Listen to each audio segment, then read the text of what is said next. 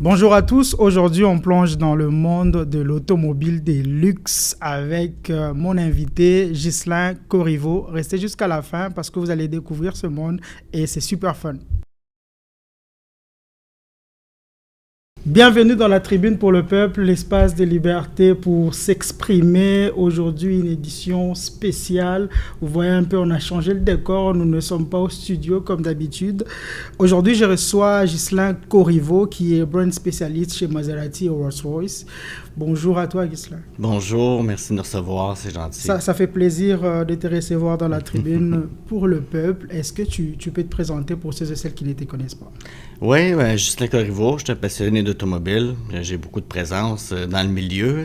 Montréal, c'est un gros village quand on parle du milieu des affaires. Ouais.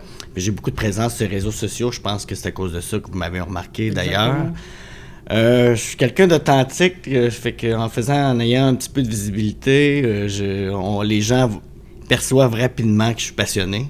Puis ça a été comme ça depuis que je suis au monde. Fait que pour moi, l'automobile, c'est toute ma vie. Ah, mais c'est quoi ton parcours? Comment est-ce que tu as atterri là? C'est drôle parce que le premier travail que j'ai fait en première année, notre institutrice nous avait demandé de se dessiner où ce qu'on se voyait plus tard. Oui. Je m'étais dessiné, moi, en train de dessiner une auto.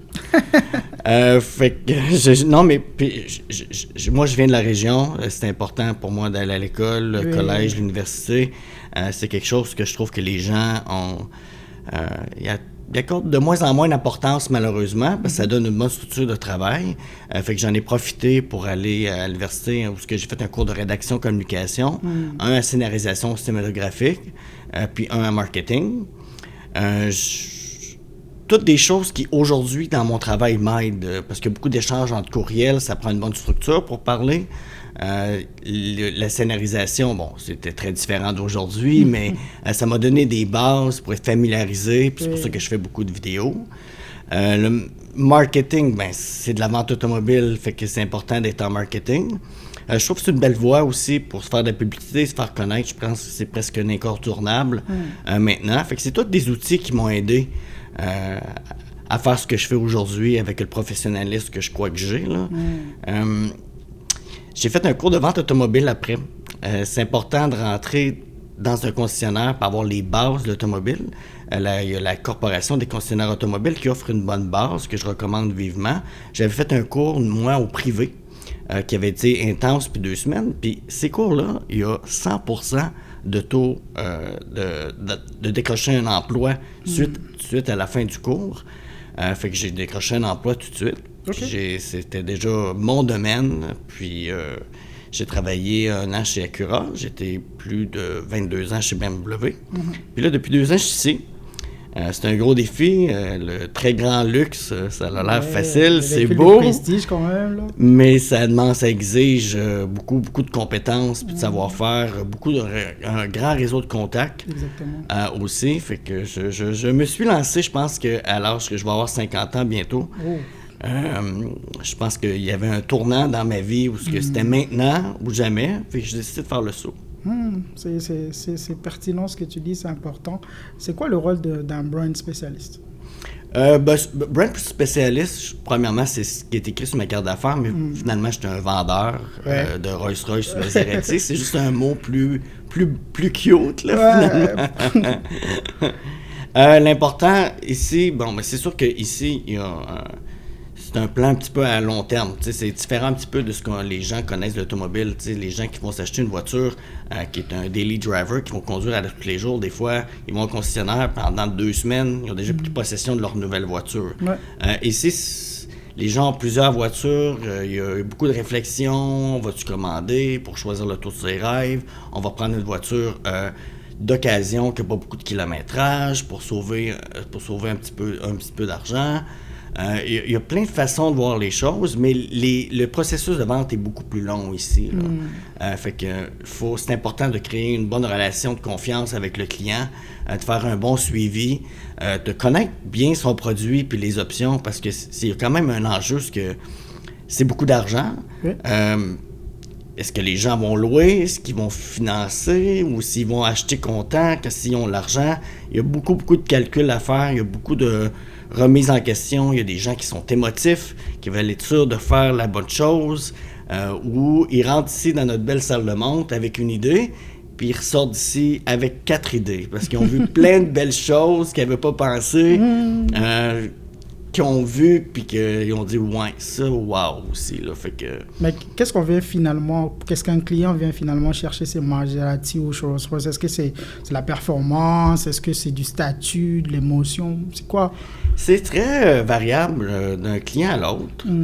C'est sûr que les gens ici sont habitués de conduire des voitures de qualité. C'est pas juste pour le prestige de la marque, c'est d'avoir une voiture qui est performante, puis performante pas juste pour aller en vitesse, là, performance au freinage, performance dans les courbes, c'est des voitures qui sont confortables, qui ont des systèmes de technologie qui sont avancés. Il y a évidemment aussi le prestige, le standing. C'est sûr qu'avec un Cullinan, on passe pas inaperçu. Exactement. C'est extrêmement prestigieux. Il y a beaucoup de prestance à ces voitures-là. Puis d'un autre côté, les gens, peut-être qu'ils voulaient pour la prestance, mais quand ils l'ont conduit, c'est tellement doux et silencieux que maintenant, ça va être difficile de conduire d'autres choses maintenant pour ça. Puis ici, on est multimarque, là. On a d'autres choses aussi. Vous allez voir en bas, vous allez voir des Porsche, des Ferrari. On est propriétaire ici du concessionnaire Ferrari qui est sur Jean Talon. Il y a une multitude de véhicules exotiques ici. Puis vous allez voir des Porsche, des Ferrari, puis aux aspirations d'une clientèle que je vous dirais qui est de gens très privilégiés. Toi, tu recommandes quelle marque pour quelqu'un qui vient découvrir un peu le monde de véhicules de prestige, des véhicules exotiques? Les recommandations vont avec le besoin du client. Ça, c'est ça mon travail. Moi, j'ai juste besoin d'un véhicule là, quand je passe, que les gens puissent me voir. Bien, ça dépend comment tu fais de kilométrage par année, ça va être dans quelles conditions que tu vas prendre ton auto. Il y a un paquet de facteurs. C'est là où rentre mon travail, c'est aller chercher les besoins des clients. Okay. Répondre à peu près toutes les cases. Pour un célibataire comme moi, qui reste au centre-ville puis qui a accès au métro, je pourrais avoir facilement une MC20 puis la prendre juste quand il fait beau, mais peut-être comme père de famille avec des enfants, puis rester peut-être dans le nord, peut-être que je serais mieux avec un sport utilitaire comme un Maserati Levante, qui me donnerait du prestige, mais qui me donnerait aussi un côté pratique. Aussi selon les budgets aussi, parce qu'il y a des fourchettes. Nous, on peut avoir des modèles Grecale qui sont très prestigieux, très beaux avec Maserati, qui commencent environ 85-90 000 $. Puis d'un autre côté, on a les Cullinan dans la même salle de monde qui sont à 800-900 000 $. Le Maserati à 90 000, il est quand même très prestigieux, il est quand même très beau. Puis ce modèle-là, c'est une marque tellement exclusive que c'est des prix comparables à des modèles allemands. C'est juste que des modèles allemands, maintenant, il y en a partout. Les gens, des fois, ils vont choisir le Grecale pour avoir une voiture différente des autres. Aller chercher de l'exclusivité. Il y a beaucoup d'exclusivité ici, là, pour se démarquer. Comment tu fais pour trouver tes clients? Est-ce que c'est du bouche à l'oreille? Comment ça se passe avec les véhicules de prestige? Je fais un gros travail pour augmenter tout le temps ma visibilité sur les réseaux sociaux. Et c'est sûr qu'ici, il y a des gens... tu sais, la salle de montre ici est en exposition sur des carrés, parce qu'il y a beaucoup de circulation. Il y a souvent des gens qui vont arrêter pour voir quel modèle qu'on a dans la salle de montre. Il y a des systèmes avec qui on est affilié, dont un qui s'appelle ActiveX. Quand on fait des publicités, les clients vont s'enregistrer pour aller chercher de l'information. Ça va être distribué aux vendeurs. Il y a ça. On fait de la publicité, évidemment, sur les réseaux sociaux ou sur d'autres plateformes, comme dans des magazines. Puis le bouche à oreille. Il n'y a rien de mieux que ces clients contents pour te référer d'autres bons clients. Le réseau... Ici, je suis assis à mon bureau, mais une partie de la journée que je prends des vidéos dans la salle de monde, mais il y a une grande partie aussi que je suis avec les clients du service. Non seulement je les connais, ça me permet d'avoir peut-être des opportunités de changer leur auto prématurément. juste avoir une connexion pour qu'on se parle, qu'on se donne des nouvelles, bonjour, comment ça va, pour que les gens se sentent chez eux, qu'ils sentent un sentiment d'appartenance au concessionnaire, qui est le goût de référer à toute leur famille et leurs amis. Avec ton expérience dans ce milieu, est-ce que tu peux facilement repérer un client sérieux, quelqu'un qui entre et tu repères que c'est un client sérieux? Ça prend toujours un petit peu une naïveté. T'sais, c'est important de ne pas insulter les gens. On ne sait jamais à qui on a affaire. Exactement. Fait que je pars tout le temps un petit peu sérieux. Que je prends pour acquis que tout le monde qui vient ici, il faut donner la chance à tout le monde, ça c'est sûr. Les gens sont très respectueux. Oui. Ici, je ne vous cacherai pas qu'il y a beaucoup de gens qui en rentrant ici, s'adressent à la réception, qui disent qu'ils viennent juste regarder et puis prendre des photos. Okay. Ça arrive souvent. Les gens sont respectueux, ils le disent. Sinon, c'est sûr que dans le processus, on va avoir des indices un petit peu, là. Quelqu'un qui rentre pour un Rolls-Royce Cullinan, au prix que c'est, il y a des critères. Pour essayer une auto, ça prend un dépôt. C'est les gens qui n'acceptent pas de payer le dépôt ou pas le risque. On va voir que il y a peut-être... c'est important de faire un bon processus de vente, de qualification de client pour voir si ça marche ou pas. Dans la qualification, souvent, il y a des réponses ou des questions que les gens vont la façon dont ils vont s'exprimer, qu'est-ce qu'ils vont me donner comme réponse, ça va être facile pour moi de savoir si les gens sont qualifiés pour leurs produits qu'ils gardent ou si je ne devrais pas les orienter vers d'autres choses. Tu penses qu'il faut être passionné pour bien vendre dans ces milieux? Oui, extrêmement. Mais pas juste ça. OK. Pas encore. On a souvent un préjugé que c'est facile, la vente. C'est drôle parce que je regarde justement des podcasts avec des agents immobiliers, puis ils ont souvent cette perception-là. Les gens pensent que c'est facile vendre des maisons, qu'on va aller au restaurant, vont popper le champagne, vont visiter des choses de luxe. Mais faut pas... c'est une profession qui est importante. Il y a plusieurs critères. On ne peut pas se tromper quand on parle d'un montant d'argent comme ça. On parlait de la qualification du client, mais après ça, il y a un processus. S'il y a un échange, est-ce que je mets l'auto dans l'échange? Est-ce que le nom de l'auto, il faut qu'elle soit au même nom? On ne peut pas le mettre au nom d'une compagnie. La compagnie, il sauve des taxes. Il y a une multitude de facteurs qui est très important pour qu'un dossier aille bien sans encombre, qu'on donne la bonne information pour que le client ne perde pas son temps, puis que tout le protocole, le processus de vente automobile soit respecté. C'est vraiment beaucoup, beaucoup, beaucoup de choses. Ça prend beaucoup d'expertise, beaucoup plus qu'on pense. Puis, je vous disais que j'allais avoir 50 ans, puis en changeant de travail dans les 2 dernières années, j'ai appris beaucoup de choses. Je pensais que j'en savais beaucoup, mais... Tu apprends chaque jour. Les 2 dernières années, c'était extraordinaire, puis je vais continuer d'apprendre, puis la vie change. Oui. On a des modèles électriques. Maintenant, les réseaux sociaux sont arrivés. Il y a plein de choses qui changent dans la vie. Ça se transmet ici. Puis, il faut continuer d'évoluer. Puis la manière de faire change aussi chaque jour. Oui, toujours. Fait qu'il faut être toujours prêt à évoluer, puis être prêt à suivre le rythme là, du changement là, que toute la vie nous apporte. Là. Quel conseil, toi, tu as donné à un jeune qui veut se lancer dans ce milieu de vente de véhicules de luxe? Le premier conseil, c'est que je le suggère toujours de faire vraiment, pas rentrer dans un concessionnaire sans avoir fait une formation professionnelle, comme je vous disais, avec la corporation ou avec un autre. Un cours, du moins, qui va donner une base pour être capable d'avoir un encadrement. Ensuite, je vais dire aux gens aussi de choisir un concessionnaire qui a un directeur ou un desk manager, en tout cas quelqu'un qui peut les encadrer, qui est disponible pour les encadrer.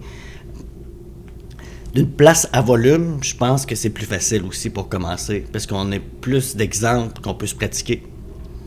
Puis c'est souvent là que le plus d'outils. Fait que c'est souvent ce que je vais conseiller aux gens, c'est de commencer par le cours, trouver un concessionnaire, avec une marque qui aime, parce que c'est bien de rester le plus longtemps possible, on reste dans un concessionnaire mieux que c'est, parce qu'on se bâtit une clientèle. Exactement. Fait que ça, oui. Puis j'encourage quand même les gens, si c'est leur passion, dans la vie, dans le fond, il faut faire ce qu'on aime pour aller chercher de la qualité de vie. moi, je vais toujours encourager les gens qui... tu sais, je peux pas décourager les gens sur quelque chose que moi j'aime, puis que je crois que j'ai réussi, puis que je suis allé loin. Je vais toujours vouloir aider les gens à leur donner des conseils pour que s'ils veulent faire comme moi, qu'ils puissent arriver au même résultat que moi, avec le moins d'embûches possible, le plus rapidement possible. Puis, c'est quoi ta journée type? Moi, par exemple, c'est beaucoup de mails, c'est beaucoup de rendez-vous Zoom. Toi, c'est quoi ta journée type? C'est sûr que moi, je suis un peu... c'est niaiseux, mais même en 2025, moi, j'ai besoin d'avoir un papier puis d'écrire les choses qui sont importantes que je fais dans ma journée. Je commence toujours avec ça. Ouais. Okay. Mes courriels, ça, c'est sûr. Les courriels, c'est important de mettre à jour les courriels pour être à date. Je vais aussi regarder les systèmes, comme je vous parlais d'Activix, c'est un système, voir s'il y a eu des réponses, des mises à jour, s'il y a rentré des leads. Souvent aussi, après ça, avec l'interaction avec les clients, souvent on a des rendez-vous. Les rendez-vous sont souvent ici sur des heures d'affaires. Fait qu'entre 10h30 puis 17h30, 18h, ici, c'est ici qu'on a de l'action. C'est là qu'on voit que les clients vont se déplacer pour venir ici, où est-ce qu'on peut faire des essais routiers, voir les autos, calculer des prix ensemble. Fait que souvent, la partie de client est là, parce que le soir, ici, ça termine vite, là. Ici, après 17h, là, c'est très différent dans l'exotique, les gens vont sur les heures de bureau. Si j'avais été d'un concessionnaire généraliste, comme un Honda ou Toyota, les gens, ils vont souvent le soir. Oui. C'est très, très, très différent. Ici, le soir, les gens sont déjà rentrés à la maison. Je fais ça, puis souvent, j'essaie de faire une vidéo. Souvent, j'utilise la fin de la journée pour faire une vidéo, pour m'assurer qu'il y ait le moins de monde possible dans la salle de montre. Aller chercher le golden hour ou être en mesure de fermer les lumières dans le concessionnaire pour prendre des vidéos pour donner une plus belle image ou des choses différentes. Fait que souvent, je finis ma journée avec une vidéo puis mon montage. C'est souvent comme ça que je finis ma journée. Est-ce que tu te souviens de ta première vente, là, ici? Ici, ma première vente? Oui. Oui, c'était une référence de mon directeur qui était ici, qui a voulu me donner un coup de main. Ça a été comme ça, ma première vente. Ça a été probablement dans les premiers jours. C'était bien... Tu t'es bien senti après ça? C'était... oui, c'est important. Casser la glace, c'est toujours dans le fun. Tu sais, quand on arrive d'un concessionnaire, souvent, on se vante qu'on est bon, qu'on va réussir. Puis quand on arrive... sur l'horaire, la première journée, la première chose qu'on veut, c'est prouver à nos patrons qu'ils ont bien fait de nous choisir. Exactement. On se met une pression personnelle pour réussir. Fait que casser la glace, c'est toujours agréable. Puis, c'est quand même... Pour moi, j'avais été tellement longtemps au même travail, de recommencer comme ça. J'avais un petit stress quand même. De recommencer quelque chose de nouveau, ça sortit de ma zone de confort. Puis aussi, je sortais d'un endroit où je maîtrisais parfaitement mon travail après plus que 20 ans. Là, j'arrivais d'un nouveau produit. Fait que on a tout le temps peur de ne pas être à la hauteur. Des fois, on fait un petit peu des erreurs de débutant quand on commence. Puis là, non, j'ai dit ça, j'ai fait ça, avoir su. Mais c'est un petit passage obligé, puis c'est... C'est quoi ta plus grande vente dans ce milieu? Les Rolls-Royce, c'est les plus grandes ventes. OK. Ouais. C'est quoi le prix d'un Rolls-Royce ici, le prix minimum? Le prix minimum, si on parle d'un 2025, un prix minimum, je dirais pas mal 600 000. Là. La majorité des Rolls-Royce vont être 650, 750. C'est plus dans cette braquette-là. Fait que d'en vendre une, c'est extrêmement valorisant. Là. C'est un beau produit. Des fois, je suis plus excité que l'acheteur lui-même. OK. Oui. Vraiment plus. Tu as sûrement connu des défis dans ce milieu. Est-ce que tu te souviens d'un gros défi, là? Mais l'automobile, il y a des hauts et des bas. Tu sais, on a eu le COVID. Exactement. Le COVID, il y a eu des choses qui étaient bonnes. On a fait plein de ventes extraordinaires. C'était des années payantes. Puis après ça, c'était le contraire. Tu sais, ça a été fermé pendant un certain temps. Après ça, il y a eu une rareté d'auto. Tout le monde a voulu acheter une auto. Après ça, le défi, c'était que les valeurs de voitures ont commencé à baisser à peu près en 2023. Ça, c'est des gros défis dans l'automobile. Il y a comme des des up and down, qu'on peut dire. Quand on tombe d'une période creuse où les véhicules d'occasion, ils perdent la valeur, c'est plus difficile de vendre une neuve parce que faut que je prenne en échange une voiture, puis il faut que le prix corresponde aux attentes du client. Fait que les moments les plus difficiles, je vous dirais que c'est quand que dans le cycle d'automobile que les valeurs de véhicules d'occasion baissent.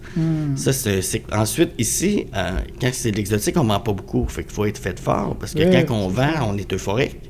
Quand on ne vend pas, parce qu'on ne vend pas nécessairement une auto de presque 1 million à tous les jours, ça peut amener un certain stress, une certaine anxiété. Est-ce que c'est la bonne chose, quoi que ce soit? Fait qu'on a tout le temps un désir personnel de performer devant ses patrons, c'est important aussi au niveau monétaire. C'est intéressant quand on vend, on fait de l'argent, évidemment. Fait que c'est toujours de garder son sang-froid dans les périodes plus creuses, je vous dirais. OK. Tu as parlé de la réussite tout à l'heure. Comment, toi, tu l'as défini, la réussite? Ben ça peut être personnel à soi. Il y a probablement plein de niveaux, là. Moi, juste le fait d'être assis, d'avoir un bureau, d'un beau concessionnaire comme ça, pour moi, c'était un but dans ma vie depuis que j'étais très jeune. Je suis très fier de dire... ah oui, j'ai vendu une Rolls-Royce, j'ai vendu une Maserati. Pour moi, c'est des voitures de rêve. Fait que le fait d'avoir un bureau, puis que dans cet environnement-là, ce que je vis à tous les jours, pour moi personnellement, c'est une réussite. Est-ce que le luxe est éliciste, c'est-à-dire que ça appartient juste à l'élite ou c'est accessible à tout le monde? C'est sûr qu'il y a une question de moyens. Est-ce que les moyens font... Il y a des fois des gens qui vont consacrer un budget à l'automobile qui est très grand, que des fois, je trouve que, je sais pas si moi... C'est trop quand même? Ben, des fois, sauf que ça dépend c'est quoi leur but dans la vie. Il y en a qui vont vraiment mettre l'accent là-dessus, que je trouve, peut-être que je me dis, peut-être que moi, ça m'aurait pris un peu plus d'argent pour pouvoir acheter une auto de ce prix-là. Ça, oui, mais... ici, les gens qui rentrent ici, honnêtement, ça peut être intimidant comme place, là. Fait qu'habituellement, les gens qui rentrent ici sont déjà en moyen. Les gens sont informés maintenant, là. Avant d'aller voir une voiture d'un concessionnaire, on sait souvent le prix. Oui. On le connaît, c'est souvent informé sur Internet en premier. On se renseigne quand même. Fait que plus ça va, plus qu'on a des gens bien informés. Fait qu'en ayant des bien informés, on a de plus en plus de gens bien qualifiés en même temps. Fait que après ça, moi, je vais les encourager à se gâter parce que si c'est leur rêve, leur passion, moi, je suis ici parce que l'automobile, c'est un rêve, une passion. Fait que c'est sûr que je vais les épauler. Puis des fois, c'est le fun parce que j'ai l'impression que c'est comme si je magasinais pour moi, mais avec l'argent des autres. Je comprends ça. Est-ce qu'il faut prendre rendez-vous pour acheter dans ce milieu ou juste je viens et puis... C'est préférable, là. C'est préférable de prendre rendez-vous. Que quelqu'un soit attendu. On n'est pas beaucoup de représentants dans des endroits comme ça. Oui. C'est bien, surtout s'il y a des modèles spéciaux qu'on veut voir, qu'on veut essayer. Il y a tout le temps un petit staging pour le représentant. T'sais, moi, quand un client arrive, si je connais un petit peu ses attentes, je vais être déjà prêt. Je vois l'auto qu'il veut essayer, elle va être propre, elle va être à l'entrée, elle va être facile d'accessibilité, pour que ça soit le plus efficace possible pour moi, mais aussi pour que le client. Là. Fait que c'est bien d'avoir un rendez-vous. Pour me laisser le temps de me préparer. Je comprends. Est-ce que, oui, justement, le jour du rendez-vous, toi, tu as un pitch que tu as déjà en tête? C'est tout le temps adapté à la situation du client, là. C'est sûr que si je sais d'avance que les gens vont venir, en m'étant préparé, je vais déjà avoir une idée de la valeur de son échange, même si je ne l'ai pas vu pour aller prendre les photos. Je vais avoir préparé les modèles, comme je vous dis, pour essayer puis voir. Puis selon le contexte du client, je vais déjà savoir c'est quoi ses besoins ou ce qu'il faut que j'aille... de quel aspect qu'il faut que je lui parle pour le convaincre. Là. Ça va aider beaucoup. Ça va être plus efficace aussi pour le client. On va avoir 3 questions de mise en situation et puis tu vas me répondre. Ouais. Un client arrive en retard et il est désagréable, mais il est prêt à acheter sur le champ. Tu fais quoi? C'est drôle à dire, mais les fois que j'ai eu la première impression avec un client, puis que ça a mal été, on dirait que quand ça va mal, tu sais, moi, je sais de quoi je parle, tu sais, j'ai confiance en moi, je suis capable de répondre ou quoi que ce soit, mais on dirait qu'à chaque fois qu'il y a eu un début de relation conflictuelle, ces gens-là sont tout le temps devenus des amis après. OK. Ouais. Si tu réponds à l'objection, ben là, souvent, si les gens sont pas gentils, tu sais, ils vont te mettre au défi. Fait que là, c'est à moi de lui prouver que je suis professionnel, que je sais ce que je dis, puis que je suis quelqu'un de confiance. Exactement. Fait que des fois, de commencer avec un pas en arrière comme ça me permet d'en faire deux en avant. Puis tu sais, un client difficile, s'il est bien répondu puis qu'il a confiance en toi, il va être très fidèle. Il va t'envoyer beaucoup de références. Puis il va ne jurer que par toi, là. Fait que des fois, ça commence mal, mais ça finit très bien. OK. Tu as deux clients en face de toi. L'un est connu, que tu connais déjà, qui vient souvent. L'autre inconnu, mais très sérieux. Tu priorises qui? Ça dépend dans quel contexte. Il faut que je priorise un petit peu la personne qui avait rendez-vous. Je ne sais pas s'il y en a un des deux qui avait rendez-vous. Les deux ont rendez-vous. Les deux ont rendez-vous en même temps. Ouais, ça serait une mauvaise gestion de ma part, mais c'est sûr que la personne que je connais, c'est plus facile de modifier ou de faire patienter un petit peu. Aller chercher de la personne que je connais pas, c'était quoi ses attentes pour essayer de faire les deux en même temps. J'ai déjà servi 2 ou même 3 clients en même temps, fait que je viens à bout de m'en sortir dans ces situations-là. D'accord. Quelqu'un te dit pourquoi je prendrais une Rolls-Royce au lieu d'une autre marque. Qu'est-ce que tu réponds? Mais une Rolls-Royce, c'est ça le monde de l'automobile, là. Pour bien des gens. Là. C'est comme... c'est un producteur d'œuvres d'art qui construit des automobiles, contrairement à toutes les autres qui sont des constructeurs de véhicules de luxe. Il y a quelque chose, il y a un silence de roulement, il y a une douceur, il y a une prestance, une qualité de matériaux chez Rolls-Royce, un design qui se reconnaît depuis toujours, puis pour toujours. C'est vraiment le summum, c'est la classe à part, selon moi, là, dans tout le domaine d'automobile. OK. Ça, maintenant, c'est des questions vraies ou faux.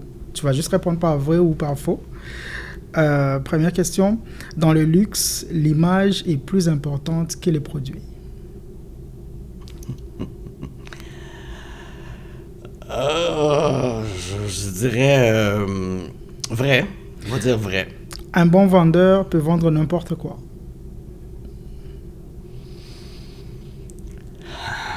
Vrai aussi. Ben, j'aimerais ça. Il y a bien des contextes. J'ai le goût de dire vrai-faux à chaque question à date. Là. Fait que Ça dépend des contextes. Joue le jeu quand même. Travailler dans le luxe, c'est aussi avoir beaucoup de pression. Oui, c'est vrai. Tous les clients fortunés sont exigeants.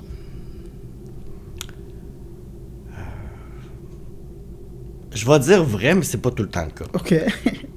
Les femmes s'intéressent moins aux véhicules de luxe que les hommes. J'ai de plus en plus de clientes femmes dans l'automobile. Les clientes femmes sont de plus en plus intéressées. Ça fait que c'est de moins en moins vrai. Mais je comprends que ça aurait pu être vrai il y a quelques années, mais la vie change, puis ça, c'est quelque chose qui a très bien évolué. Le service après-vente est plus important que la vente. Oui. Vrai. Le bouche à oreille est encore roi dans le marketing du luxe. Les clients ont toujours raison.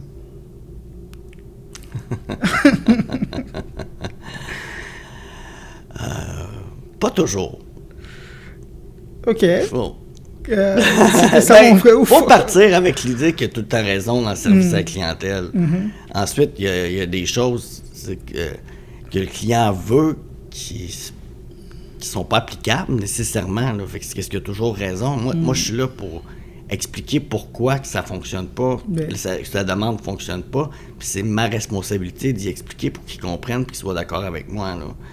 Fait qu'au bout du compte, si je fais un bon travail, oui, le client a toujours raison, mais est-ce que sa demande de départ était réaliste? Pas toujours. Mais là, ça devient à moi de bien le conseiller par la suite. Et puis, on parlait de l'exigence, là, quand on dépense plus de 100 000 $ pour un véhicule, c'est normal d'être exigeant aussi. Oui, mais il y a des gens pour qui une auto de 100 000 $, c'est toute leur vie. Puis il y a des gens pour qui C'est rien. c'est rien. Ouais, je crois, je vois ça. C'est quoi ta voiture préférée de tous les temps? Ma voiture préférée de tous les temps.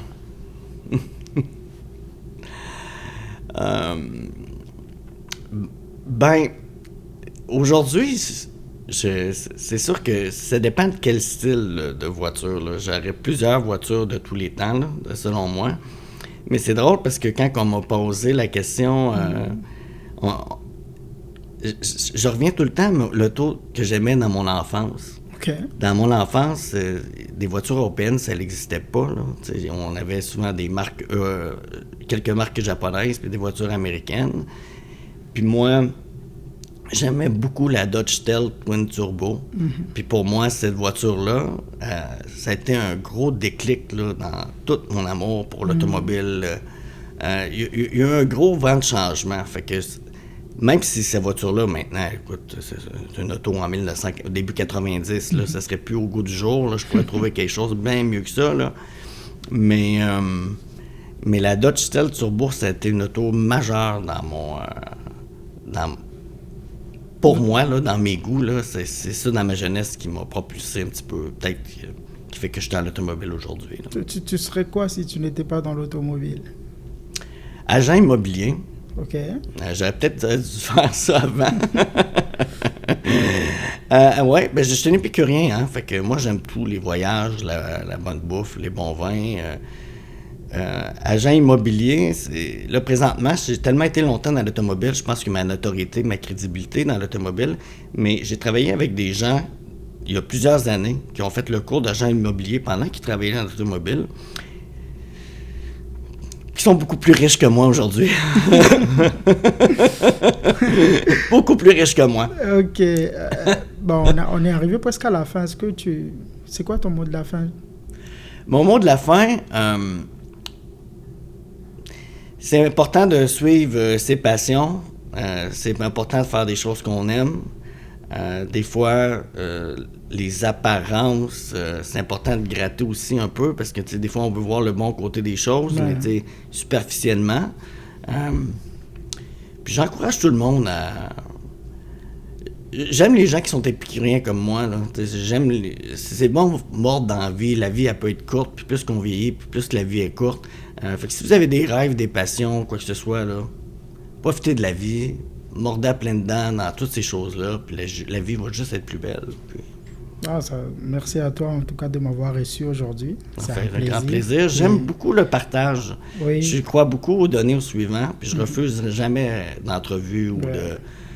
Des fois, des entrevues ici, là, c'est médiatisé, là, mais des fois, c'est dans mon bureau. Les gens qui veulent s'en automobile, ils viennent voir, ils viennent me parler, qu'est-ce que j'ai fait. Je passe du temps avec eux au téléphone, je leur donne des conseils.